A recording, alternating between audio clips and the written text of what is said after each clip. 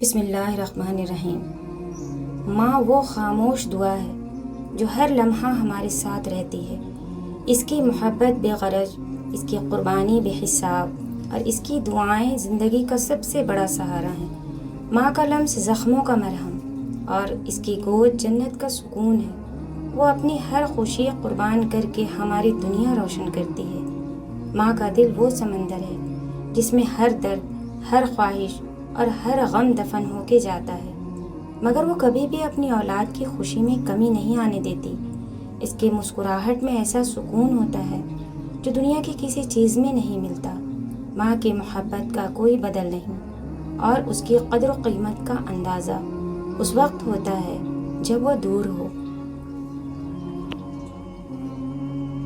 اگر اولاد کو تحفہ نہ دیا جائے تو وہ کچھ وقت تک روئے گی، مگر علم نہ دیا جائے تو وہ عمر بھر روئے گی، اور اگر دین نہ ملا تو آخرت کی کروڑوں سال بعد بھی نہ ختم ہونے والی زندگی میں بھی رونا ہوگا۔ انسان کو پہچاننا آج کل بڑا ہی مشکل ہو گیا ہے، کیونکہ تصویر کو فلٹر سے نکھارا جا رہا ہے اور کردار کو اداکاری سے بدلا جا رہا ہے۔ کم عقل انسان کی 6 نشانیاں ہیں۔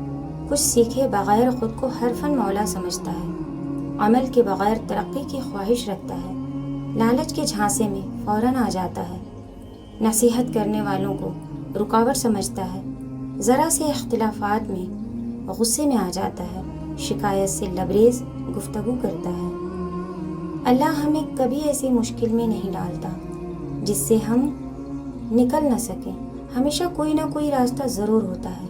دعا کریں وہ راستہ آپ کو نظر آ جائے۔ برا وقت گھوڑے پر بیٹھ کے آتا ہے، لیکن جاتا چیونٹی کی پیٹھ پر ہے، مگر جاتے جاتے بہت سے مطلب پرست فضول لوگوں کو بٹھا کر لے جاتا ہے۔ دنیا کی خوبصورت حقیقتیں آنکھوں سے نہیں، دل سے محسوس کی جاتی ہے۔ بس پھر جب میں نے دل سے خوبصورت حقیقت کو محسوس کرنا چاہا تو میں نے اپنے رب سے زیادہ خوبصورت کسی کو نہیں پایا۔ پرندے جب کھاتے ہیں ان کا سر جھک جاتا ہے، اور جب پانی پیتے ہیں تو ان کی نگاہ آسمان پر اڑ جاتی ہے۔ یہ عاجزی اور شکر گزاری کی خوبصورت مثال ہے۔ اللہ ہمیں عاجزی و شکر گزاری عطا فرمائے۔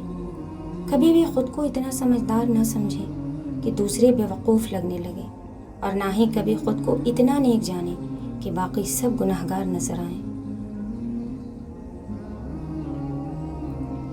ہم کسی کے لیے آسانی پیدا کریں یا مشکل، وہ ایک نہ ایک دن ہمیں ضرور ملتی ہے۔ دوسروں کے لیے آسانیاں پیدا کریں، انشاءاللہ آپ کے لیے بھی آسانیاں ہوں گی۔ کچھ باتوں کا جواب صرف خاموشی ہوتی ہے، اور خاموشی بہت خوبصورت جواب ہے۔